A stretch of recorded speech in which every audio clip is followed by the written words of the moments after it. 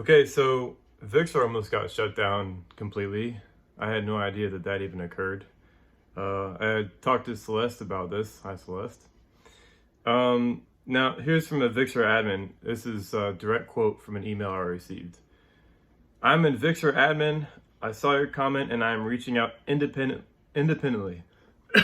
Unfortunately, Vixra almost got shut down entirely, and we have been forced to make some changes in order to remain legal or compliant.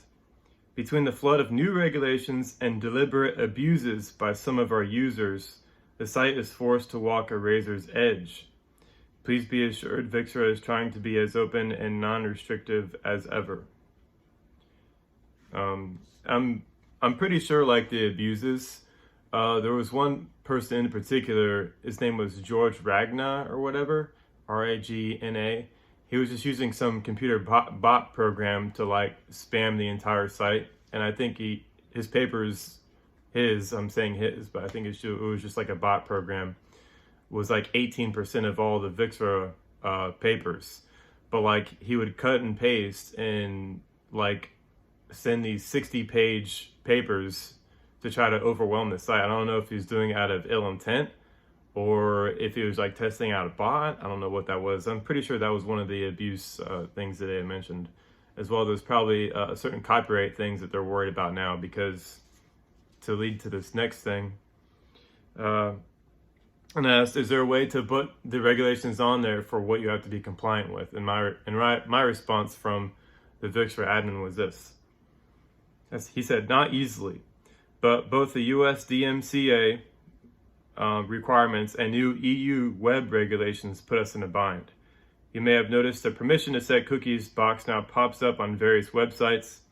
They are too in a bind, and there have been some huge fines levied because it is considered international trade.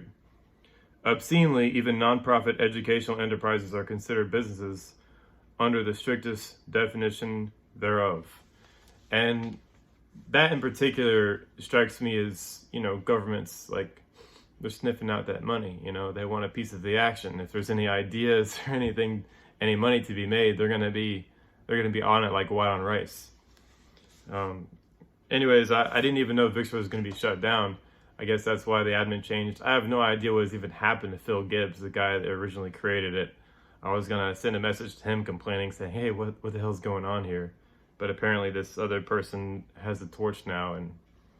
And leading on from that, a lot of the papers that I've even written are one page, just a single idea, and I was going to come back to them later, because he had originally complained that when I was writing papers on there, they were just one page. It didn't have a lot of references or any references at all. But the reason why I did that is because when I'm developing a new theory of star evolution, which is planet formation, there's a lot of different aspects to that I need to get down to organize my thoughts in reference to the theory development. So I can go back and I'm like, oh, that's where that was, that's where that was. And I'm making notes in journals about which papers it was that I needed to go back to tie them into other papers and then make a much larger cohesive picture of what's going on. And I put the smaller ideas on there so people could see them and see, where I was headed. Because I don't want to keep anything in the dark. I don't want to. I'm all about transparency when it comes to theory development, and that serves two purposes. Number one, it allows people to see that I'm not just stealing these ideas; they are original in their true form.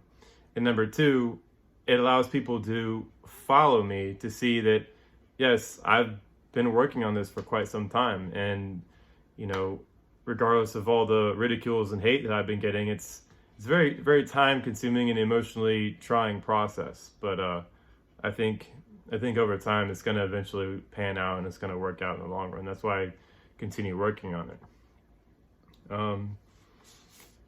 See here, my old listeners have been around, know me for a while. I've seen this for some time, and leading into the next stage of this, I can kill two birds with one stone with this paper.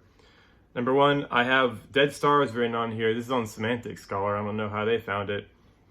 But what this paper does is teach my new listeners that we have a very different worldview that's presented itself to our culture, to our society. And number two, that worldview centers around an astronomical fact that has been misrepresented and pushed onto the public unwittingly by those who claim to be educated. And number three, it's to outline that this is one example of one of the papers that I have to sort of continue on and push it more forward with more ideas that support the basics of the paper. And without further ado, dead stars. I have it right here. And basically, I have written, in stellar metamorphosis, dead stars are made of rocks, minerals, and metals. Though just because a star is dead does not mean it is the same age as other dead stars. A good analogy would be a fossilized brontosaurus skull is vastly older than a fossilized mammoth skull, which in turn is magnitudes older than the people that were buried due to dying of the Black Plague from 1346 to 1353. There are different levels of being dead for a star: recently dead, mature, ancient, and archaic. Those are the words that I chose for that. And I guess the reason why I wanted to put this out is because a lot of the thinking that I see is like, if somebody's dead, well, they're just dead. Now, I'm taking anthropology right now and studying, human history. But if something were to die and be dead, they could have died a minute ago, an hour ago, a day, a year, 10 years, 1,000 years. In some cases of human fossils, the genus Homo, 2 million years ago, and they're all considered to be dead. But 2 million years of being dead and 24 hours of being dead are not the same. They're not the same concept. It's the same concept, but they're different magnitudes. And that's why I wanted to overview with this specific thing. This is from a lot of my new listeners. Old listeners, you guys already know about this. But there are different magnitudes of being dead. Recently died, I would say, honestly, recently dead, I would change that no longer from Venus. I would change Venus to mature dead. An ancient dead, an archaic dead, I think that would be around Mercury. And then you have all the material that has been smashed up and recycled and spun around inside of galaxies, which are essentially giant blenders. And then this is the material. It's a large what do I have up there? Small planets and moons, medium and large asteroids, small asteroids, meteoroids, and gas and dust. So over time, the blender of galaxies sort of grinds everything up.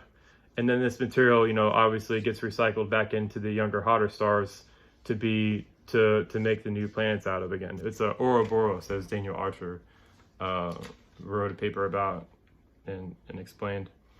As well, what this shows us too is that stars, there's so many of them, that the majority of the ones that we see are going to be dead.